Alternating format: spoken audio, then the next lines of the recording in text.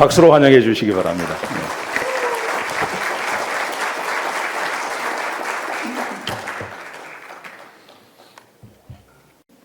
네, 미주 이민사에 또 귀한 역사를 지니고 있는 우리 리버사이드 침례교회에 와서 제가 이렇게 설교를 할 수 있게 된 것을 개인적으로 대단히 영광스럽게 생각합니다. 먼저 오늘 목사 안수를 받게 되시는 이성배 전사님 진심으로 마음을 다해 축하를 드립니다. 그리고 또한 이렇게 귀한 복음의 공동체를 이루며 하나님의 나라를 위해 함께 뛰고 계시는 우리 최성광 목사님과 리버사이드 침례교회 여러분에게, 성도 여러분에게 축하의 마음을 전합니다. 네, 47년을 이렇게 이어오게 해주신 하나님께 영광의 박수 함께 올려드리겠습니다.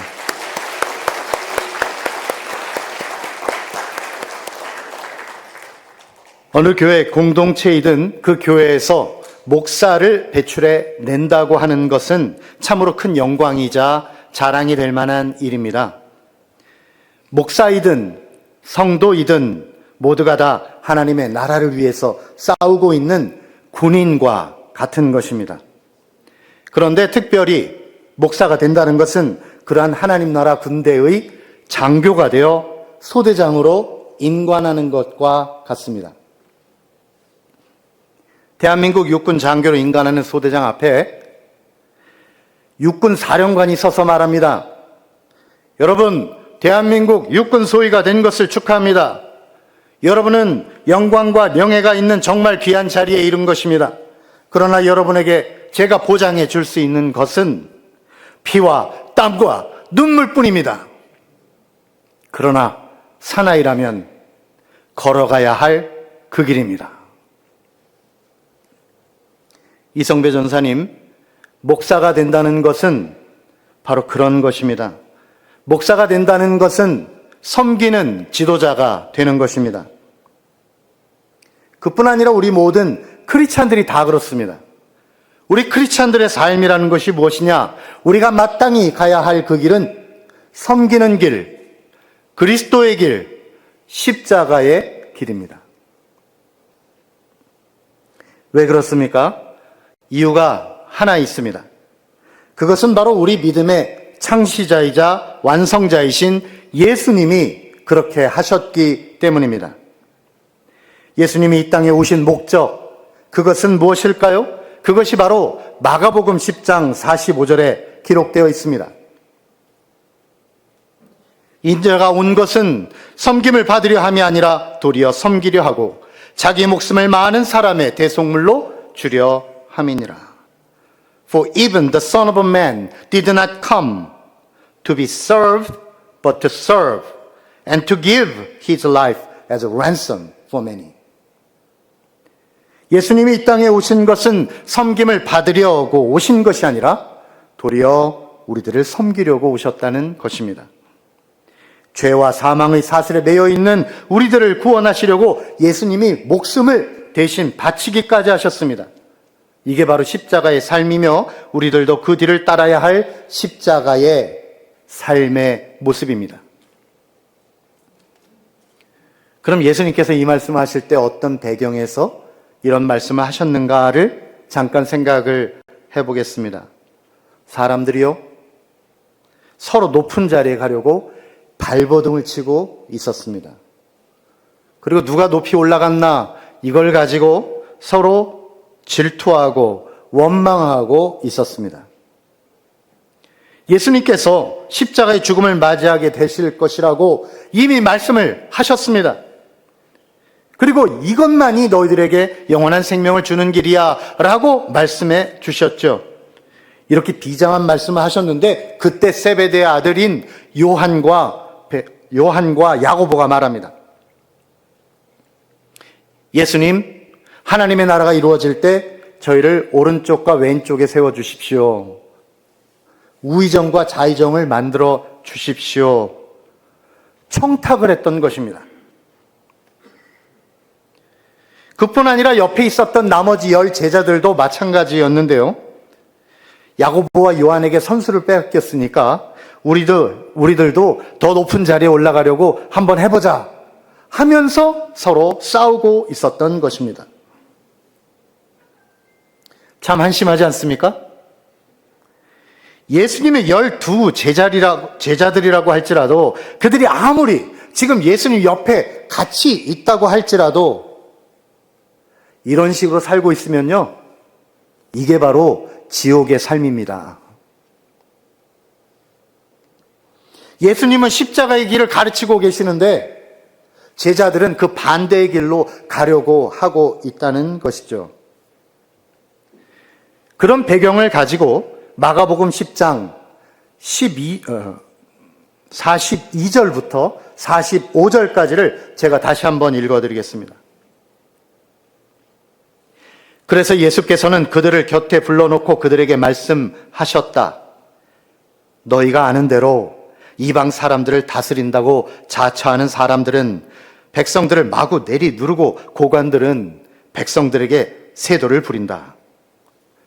그러나 너희끼리는 그렇게 해서는 안 된다. 너희 가운데서 누구든지 위대하게 되고자 하는 사람은 너희를 섬기는 사람이 되어야 하고 너희 가운데서 누구든지 으뜸이 되고자 하는 사람은 모든 사람의 종이 되어야 한다. 인자는 섬김을 받으러 온 것이 아니라 섬기러 왔으며 많은 사람을 구원하기 위하여 치를 몸값으로 자기 목숨을 내주러 왔다. 이것이 바로 천국의 삶이고요. 이것이 바로 예수님이 직접 본을 보여주신 삶이며 모든 성도들이 따라가야 할 그 길인 것입니다.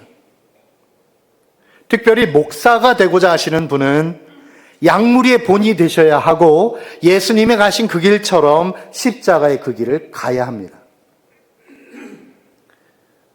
사랑하는 이성배 전사님, 이러한 목사가 되도록 하는 하나님의 부르심을 받았습니다. 또한 리버사이드 침례교회 여러 성도님들께서 요청을 하셨어요. 저희 지방의 임원들에게 이분을 잘 시취해달라고, 테스트해달라고. 그리고요, 감사한 것은 저희 지방에서 시취를 해본 결과 잘 통과하셨음을, 목사가 되시는 그 길을 가려고 하시는 것이 옳은 길임을 저희들이 잘 테스트를 마쳤습니다.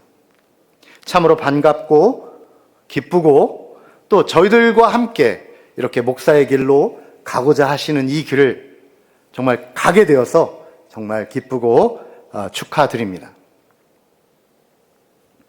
이제 전도사님은 오늘 목사 안수를 받음으로써 하나님 나라 군대 장교가 되는 것입니다. 군대에는요, 두 벌의 옷이 있습니다. 하나는 훈련복이고 하나는 정복입니다. 훈련복을 입으면 땀과 먼지가 뒤범벅이 됩니다.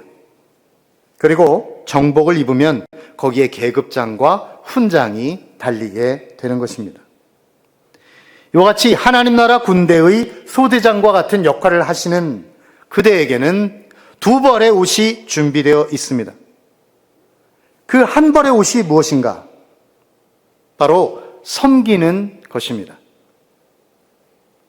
교인들을 섬기시고요, 또한 담임 목사님의 목회의 길에 땀 흘리고 눈물을 흘리며 시중 드는 것입니다. 종의 옷을 입는 것입니다.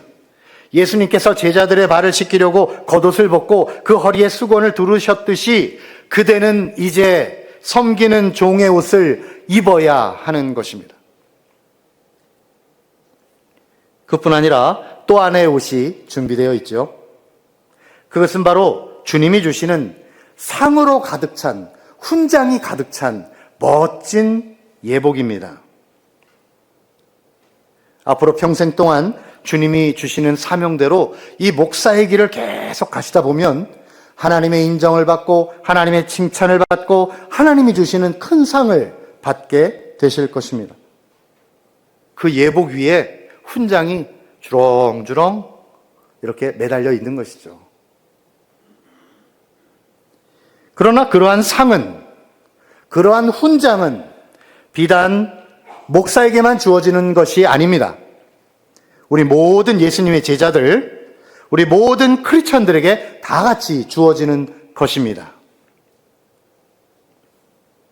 어떤 직책을 갖거나 어떤 특별한 자리에 가야만 이런 상을 받는 것이 아니고요. 우리가 살아낸 인생의 여정, 우리의 삶의 모습, 우리 삶에 묻어있는 십자가의 흔적을 통해서 하나님이 이 상을 주시는 것입니다. 그렇다면 저와 여러분이 기대해도 좋은 하나님이 주시는 좋은 상이 무엇일까요? 네, 그 상은 바로 마태복음 25장 21절에 기록되어 있습니다. 착하고 충성된 종아, 네가 적은 일에 충성하였음에 내가 많은 것을 내게 맡기리니 내 주인의 즐거움에 참여할지어다. Well done, good and faithful servant. You have been faithful with a few things. I will put you in charge of many things. Come and share your master's happiness. 하나님이 주시는 이 엄청난 상의 실체가 무엇인가 보니까요. 그것은 바로 하나님 아버지의 칭찬과 인정입니다. 그렇습니다. 하나님이 주시는 상은요, 무슨 돈이나 금이나 값비싼 물건이나 집이나 맨션이나 이런 것이 아닙니다. 영원한 하나님의 영원한 가치를 가진 하나님의 칭찬과 인정인 것입니다. 이러한 상은 우리가 이 땅을 살면서도 마찬가지인데요. 우리가 상 받기를 좋아하잖아요.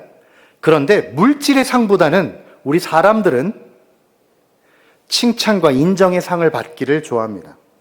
물론 세상 사람들은 돈이나 많은 물질을 받으면 좋아하겠지요. 하지만 우리 크리스찬들은요, 그렇지 않습니다.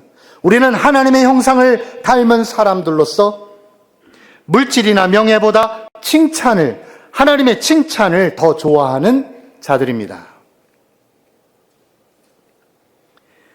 사람이 얼마나 귀하게 이 칭찬을 좋아하냐면 중국의 옛 고사에도 그런 말이 있습니다. 선비는 자신을 알아주는 사람을 위하여 목숨을 바치고 여인은 자신을 사랑해주는 사람을 위하여 화장을 한다. 이게 무슨 말입니까?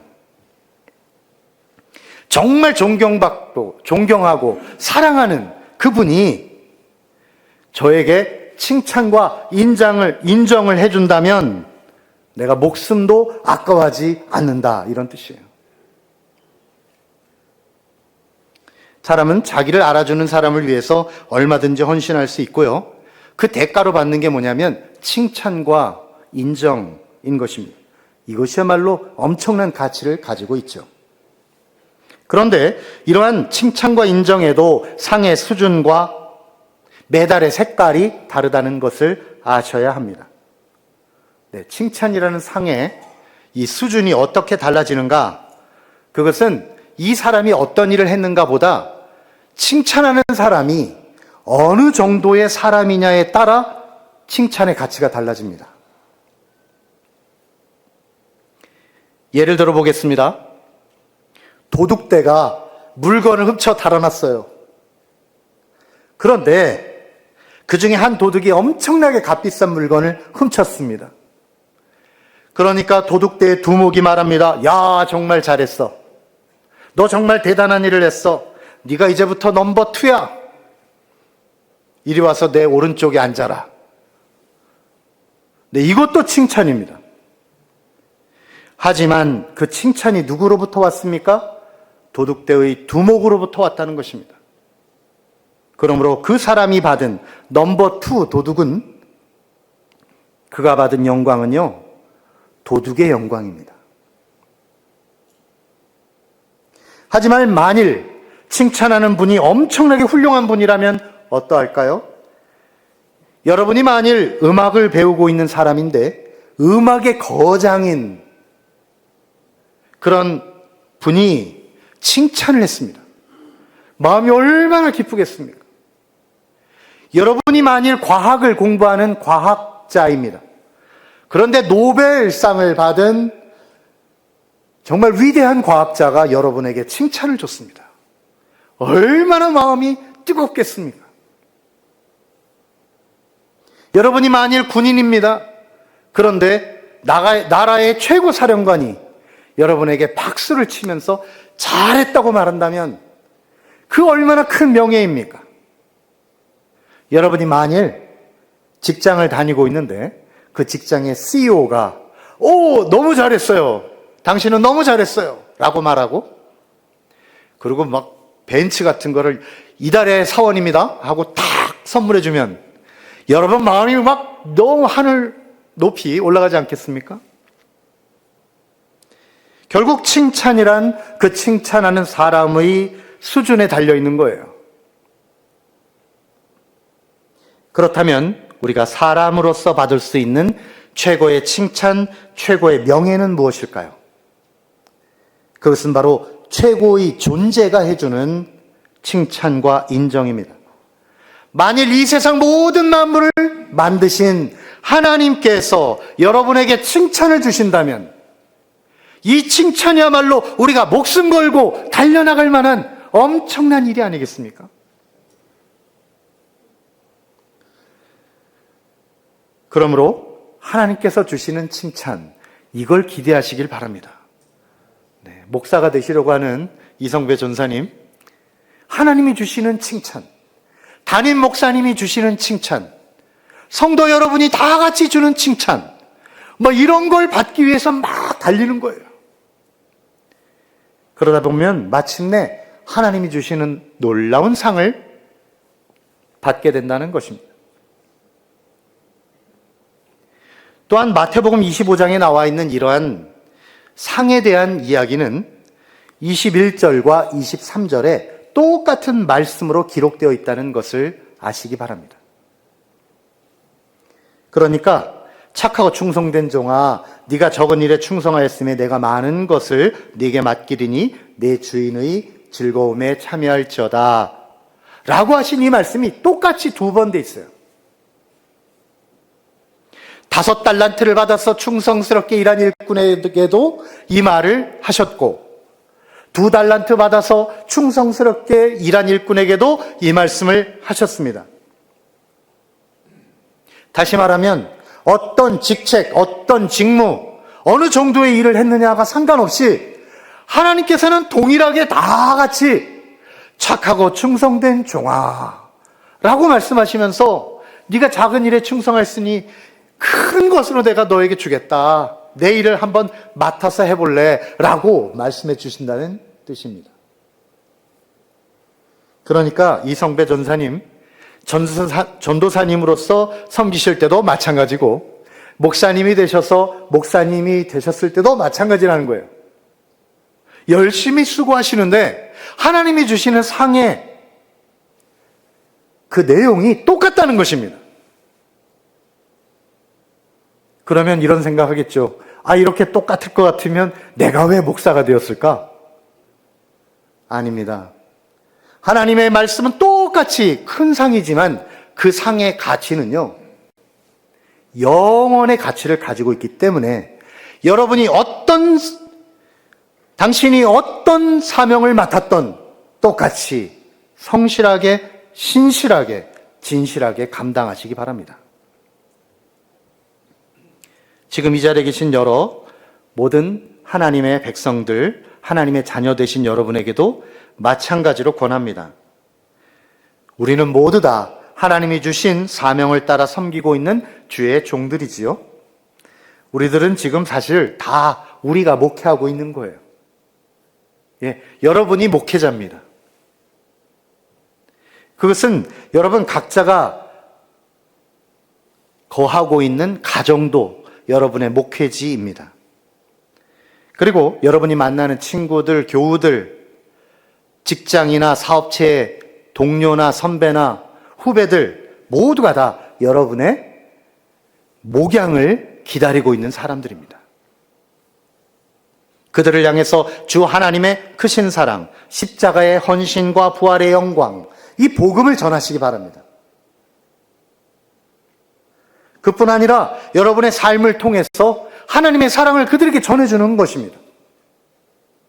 그러면 그들도 예수 믿는 사람이 될 수 있을 뿐만 아니라 여러분의 가슴에는 훈장이 달리게 되는 것이죠. 그런데요, 우리가 각자 처해 있는 위치, 나는 왜 여기밖에 안 돼? 그렇게 생각하지 마시기 바랍니다. 우리가 서 있는 위치는요, 우리가 정하는 것이 아닙니다. 이것은 모두 우리 인생 전체의 감독이신 하나님 아버지께서 정해주신 거예요.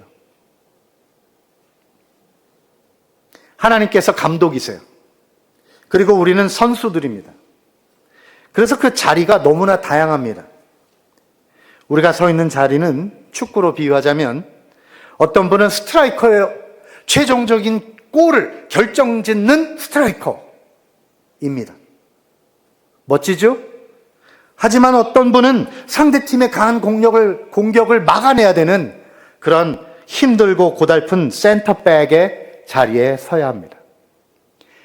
그뿐 아니라 어떤 분은 날아오는 총알 같은 그 축구공을 막아내야 되는 골키퍼입니다. 골키퍼. 거기까지도 괜찮은데 어떤 분은 감독님의 지시를 기다리며 경기가 끝날 때까지 한 번도 못 뛰어보는 후보 선수일 수도 있습니다. 하지만 여기서 중요한 게 뭐냐? 그것은 내가 어떤 위치에서 어떤 영광스러운 위협을 이뤄냈느냐, 이게 중요한 것이 아닙니다. 그것은 우리 각자 자신이 우리 감독님이신 하나님께서 가지신 작전에 따라 내가 어떻게 얼마나 그 지시를 잘 따라갔느냐 하는 것이 중요한 것입니다. 하나님 나라의 진정한 승리가 중요한 것이지 내가 골을 몇 개 넣느냐가 중요한 게 아니라는 말입니다.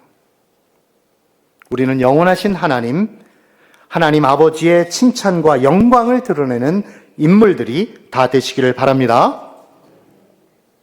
우리는 영원하신 하나님의 영광을 반영하는 하늘의 별과 같은 인물이 될 것임을 보여주는 말씀이 있어요. 다니엘서 12장 3절입니다. 이 말씀을 선포하며 오늘의 말씀을 마치겠습니다. 지혜 있는 자는 궁창의 빛과 같이 빛날 것이요 많은 사람을 옳은 대로 돌아오게 한 자는 별과 같이 영원토록 빛나리라. 아멘. 기도하겠습니다. 하나님 감사합니다. 리버사이드 침례교회가 하나님의 은혜 가운데 47주년을 맞이하였습니다. 또한 이성배 전사님 오늘 목사 안수식을 거행합니다. 이 모든 것이 다 하나님의 은혜입니다.